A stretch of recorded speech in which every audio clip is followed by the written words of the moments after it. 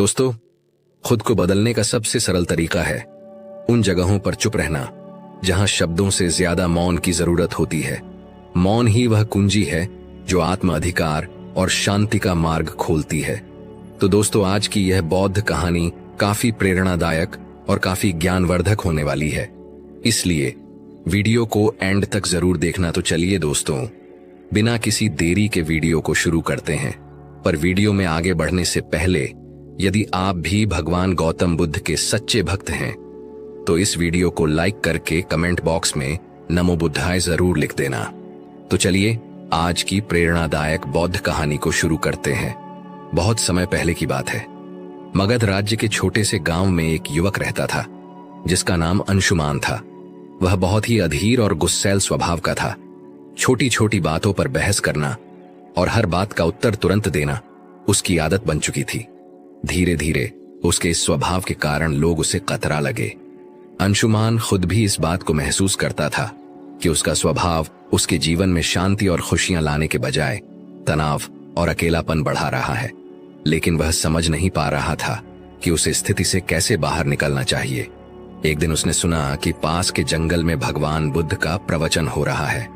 बुद्ध के बारे में उसने बहुत कुछ सुन रखा था। उनकी करुणा, उनका ज्ञान और उनके द्वारा दी गई जीवन की शिक्षाएं। यह सुनकर अंशुमान ने सोचा, शायद मुझे मेरे सवालों के जवाब वहां मिल जाएं। वह जल्दी ही प्रवचन स्थल पर पहुंचा। वहां बड़ी भीड़ जमा थी। बुद्ध अपने सरल और स्पष्ट शब्दों में जीवन की गहराइयों को समझा रहे थे।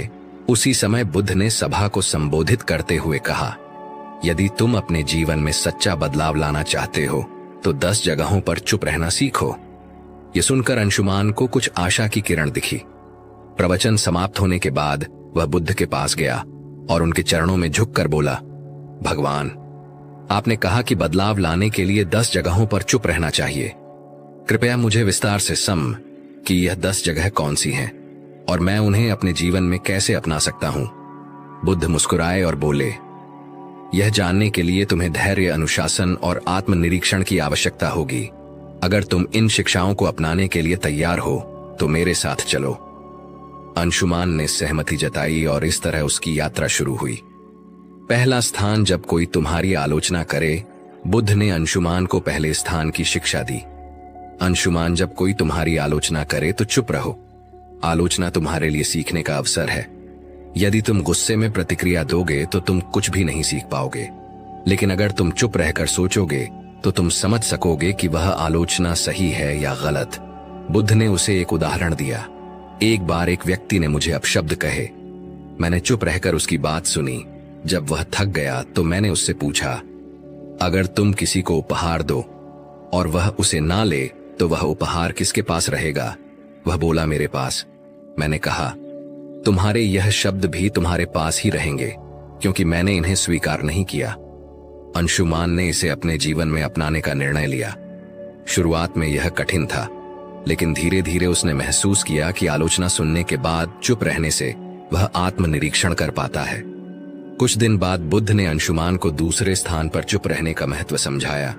जब कोई तुमसे बहस करे तो चुप रहो। बहस में सच नहीं बल्कि अहंकार की जीत होती है। यदि तुम चुप रहोगे तो तुम स्थिति को बेहतर समझ सकोगे और सही निर्णय ले सकोगे। बुद्ध ने एक किसान की कहानी सुनाई। 2 किसान अपनी जमीन के छोटे से टुकड़े को लेकर झगड़ रहे थे। दोनों का मानना था कि वह जमीन उनकी है। जब मैंने उनसे पूछा कि क्या उन्होंने जमीन अपने साथ लाई थी जब वे जन्मे थे, या क्या वे इसे अपने साथ ले जाएंगे जब वे मरेंगे, तो वे चुप हो गए। इस शिक्षा ने अंशुमान को सिखाया कि बहस में पड़ने से बेहतर है चुप रहकर समाधान की ओर बढ़ा जाए। तीसरा स्थान, जब कोई गुस्से में हो। बुद्ध ने अंशुमान से कहा, गुस्सा आग की तरह है। यदि तुम इसमें घी डालोगे तो यह और भड़क जाएगा। इसलिए जब कोई गुस्से में हो तो चुप रहो। उसकी गुस्से की ऊर्जा खत्म हो जाएगी। इसके लिए उन्होंने एक कहानी सुनाई।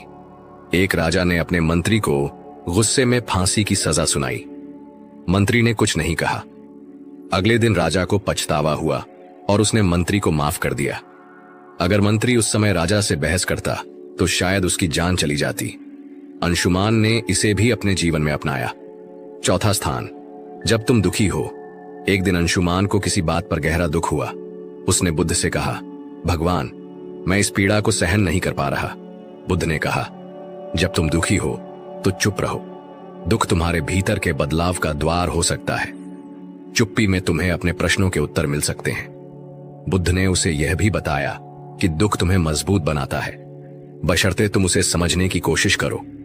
5वां स्थान, जब कोई तुम्हें हुए। बुद्ध ने अंशुमान से कहा, जब कोई तुम्हें जानबूझकर उकसा तो चुप रहना ही सबसे बड़ा उत्तर है। यह तुम्हारी शक्ति और धैर्य को दर्शाता है। उन्होंने एक साधु की कहानी सुनाई। एक बार एक साधु को गांव के लोग परेशान करते थे, लेकिन वह साधु हमेशा शांत रहता था। धीरे धीरे गांव वालों ने उसे तंग करना छोड़ दिया। उनकी चुप्पी ने उन्हें बदल दिया। 6वां स्थान, जब तुम्हें दूसरों की मदद न करनी हो। बुद्ध ने समझाया, हर जगह मदद करने की जरूरत नहीं होती। जब कोई तुम्हारी राय ना मांगे तो चुप रहना बेहतर है। यह शिक्षा अंशुमान के लिए बहुत उपयोगी साबित हुई। 7वां स्थान, जब तुम्हें अपने ज्ञान पर घमंड हो। बुद्ध ने कहा, ज्ञान विनम्रता का आभूषण है। यदि तुम अपने ज्ञान का प्रदर्शन करोगे तो वह खोखला हो जाएगा। 8वां स्थान, जब कोई सत्य सुनने को तैयार ना हो। बुद्ध ने अंशुमान से कहा, सत्य का मूल्य तब तक नहीं होता जब तक उसे स्वीकार करने वाला तैयार ना हो। ऐसे में तुम्हारे शब्द व्यर्थ होंगे और तुम केवल अपना समय और ऊर्जा खो दोगे। फिर उन्होंने विस्तार से बताया, जब तुम किसी को सत्य बताने की कोशिश करोगे लेकिन वह अपने भ्रम या अहंकार में डूबा होगा तो तुम्हारे शब्द उसे असहज कर देंगे। ऐसे समय में चुप रहना ही सबसे बड़ा उपाय है। सत्य का बीज तभी फलेगा। व बुद्ध ने अंशुमान को एक कहानी सुनाई। एक राजा के दरबार में एक साधु आया और कहा, राजन, तुम्हारे निर्णय गलत हैं। राजा को यह सुनकर गुस्सा आ गया और उसने साधु को दरबार से बाहर फेंकने का आदेश दिया। साधु ने जाते जाते कहा, सत्य कहने का समय अभी नहीं आया। जब तुम्हारा मन इसे समझने के लिए तैयार होगा तब मैं लौटूंगा। वर्षों बाद राजा ने अपनी गलतियों से सीख ली और साधु को फिर से बुलाया। इस बार राजा ने न केवल साधु की बात सुनी बल्कि उसे अपने जीवन का मार्गदर्शक भी बनाया। बुद्ध ने अंशुमान को समझाया, सत्य का प्रभाव तभी होता है जब सुनने वाला उसे ग्रहण करने के लिए तैयार हो। 9वां स्थान, जब परिस्थितियां तुम्हारे नियंत्रण में ना हो। बुद्ध ने कहा, जीवन में कई बार ऐसी स्थितियां आती हैं जिन्हें तुम बदल नहीं सकते। उन पर क्रोधित या व्याकुल होकर तुम केवल अपनी शांति को खोगे। ऐसे समय में चुप रहना ही सबसे बुद्धिमानी है। उन्होंने समझाया, चुप रहना कोई कमजोरी नहीं बल्कि धैर्य और संतुलन का प्रतीक है। जब परिस्थिति तुम्हारे बस में नहीं हो तो उसे स्वीकार करो और शांत रहो। यही मानसिक शक्ति का आधार है। बुद्ध ने एक घटना का जिक्र किया। एक बार एक किसान ने बुद्ध से पूछा, मेरा खेत सूखा पड़ा है, बारिश नहीं हो रही, मैं क्या करूं? बुद्ध ने कर दिया, तुम बारिश नहीं बदल सकते लेकिन तुम अपनी मेहनत को दिशा दे सकते हो। चुप रहो और अपने खेत के लिए वैकल्पिक उपाय खोजो। शांति से सोच और समाधान खुद आ जाएगा। किसान ने यही किया और जल्द ही उसकी समस्या हल हो गई।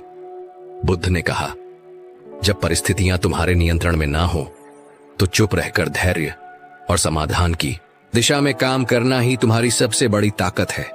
10वां स्थान, जब तुम्हारा दिल भर जाए। बुद्ध ने अंशुमान से कहा, जब तुम्हारा हृदय कृतज्ञता, प्रेम और शांति से भर जाए तो इसे शब्दों की आवश्यकता नहीं होती। ऐसी स्थिति में चुप्पी स्वयं एक भाषा बन जाती है। यह तुम्हारे भीतर की सबसे बड़ी खुशी है। उन्होंने इसे और स्पष्ट करते हुए कहा, कृतज्ञता का सबसे शुद्ध रूप मौन में प्रकट होता है। जब तुम अपने जीवन में आनंदित महसूस करो तो इसे बाहरी अभिव्यक्ति की आवश्यकता नहीं होती। यह चुप्पी तुम्हारी आत्मा की खुशी का प्रतीक होती है। एक प्रेरणादायक कथा। बुद्ध ने अंशुमान को एक छोटी कहानी सुनाई। एक बार एक शिष्य को उसके गुरु ने आत्मज्ञान का अनुभव कराया। शिष्य का हृदय कृतज्ञता से भर गया। उसने गुरु से कहा, मैं आपको धन्यवाद देना चाहता हूं लेकिन शब्द पर्याप्त नहीं लगते। गुरु मुस्कुराए और बोले, तुम्हारी चुप्पी ही मेरे लिए सबसे बड़ा धन्यवाद है, इसे बनाए रख। बुद्ध ने समझाया, जब दिल भर जाए तो शब्दों की आवश्यकता नहीं होती। मौन तुम्हारी सबसे बड़ी अभिव्यक्ति है। अंशुमान ने जब बुद्ध से 10 जगहों पर चुप रहने का ज्ञान लिया तो बुद्ध ने उसे तुरंत अभ्यास में डालने का निर्णय लिया। उन्होंने कहा, ज्ञान का मूल्य तभी है जब इसे जीवन में लागू किया जाए। मैं तुम्हें कुछ परीक्षाओं से गुजरने का अवसर दूंगा। इन परीक्षाओं से तुम सीखो कि चुप्पी वास्तव में तुम्हें कितना बदल सकती है। अंशुमान ने सहमति दी और बुद्ध के मार्गदर्शन में अपने जीवन के इस नए अध्याय की शुरुआत की। बुद्ध ने अंशुमान को एक गांव भेजा जहां लोगों को उसकी पुरानी आदतों के बारे में बताया गया।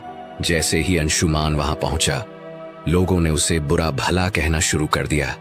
गांव वालों ने कहा, तुम्हारे जैसे लोग कभी नहीं बदल सकते। तुम हमेशा दूसरों को दोष देते हो। तुम यहां क्यों आए हो?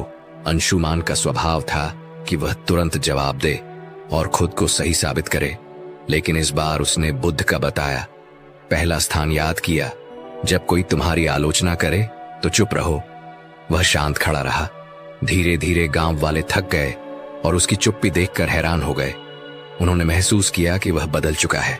अंशुमान बुद्ध के पास लौटा और कहा, भगवान, चुप रहना कठिन था, लेकिन इससे मुझे एक नई ऊर्जा मिली। बुद्ध मुस्कुराए और बोले, यही पहला कदम है। अब अगली परीक्षा के लिए तैयार हो जाओ। दूसरी परीक्षा।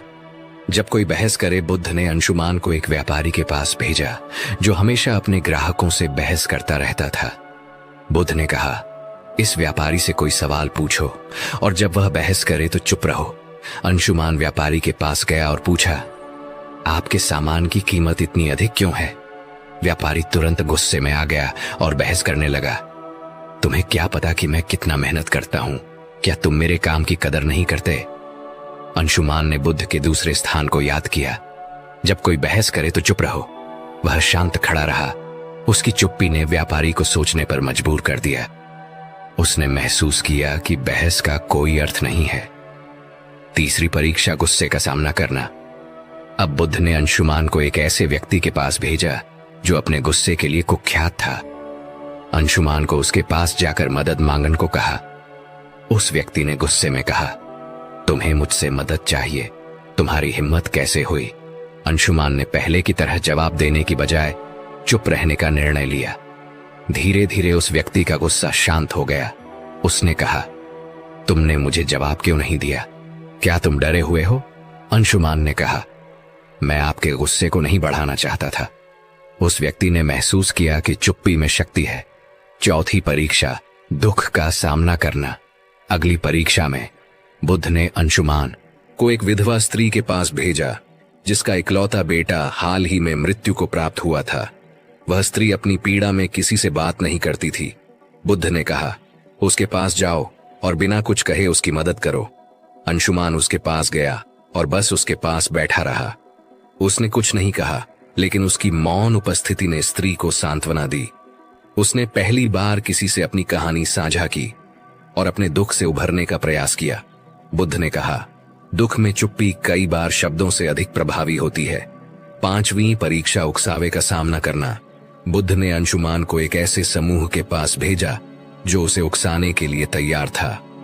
उन्होंने अंशुमान को अपमानजनक बातें कहीं, लेकिन अंशुमान शांत रहा।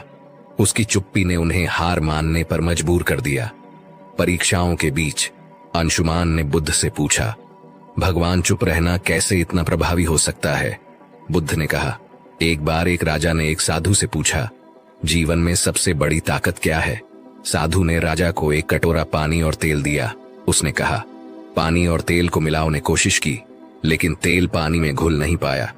साधु ने कहा, चुप्पी तेल की तरह है, इसे आपसे अलग नहीं किया जा सकता।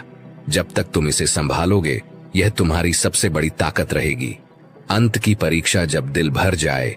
अंत में बुद्ध ने अंशुमान को खुद से एक और परीक्षा लेने को कहा। उन्होंने कहा, जब तुम्हारा दिल खुशी और कृतज्ञता से भर जाए, तब चुप्पी को अपनाओ। अंशुमान ने महसूस किया कि जब वह अपनी सभी परीक्षाओं में सफल हुआ तो उसका दिल शांति और आनंद से भर गया। उसने बुद्ध के चरणों में झुककर कहा, भगवान, मैं बदल चुका हूं। अब मैं जानता हूं कि चुप्पी ही सच्चा ज्ञान है। यह कहानी हमें सिखाती है कि चुप रहना केवल बोलने से बचना नहीं है, यह एक आंतरिक शांति और समझ का प्रतीक है। बुद्ध की यह शिक्षा हमें अपने जीवन के हर पहलू में संतुलन और शांति लाने का मार्ग दिखाती है। जब हम बोलने की बजाय सुन और समझना सीखते हैं, तो जीवन वास्तव में बदलने लगता है। यह कहानी हमें सिखाती है कि चुप्पी सिर्फ शब्दों का अभाव नहीं, बल्कि आत्मा की भाषा है। चुप रहना सीखो, यही सच्चा बदलाव है।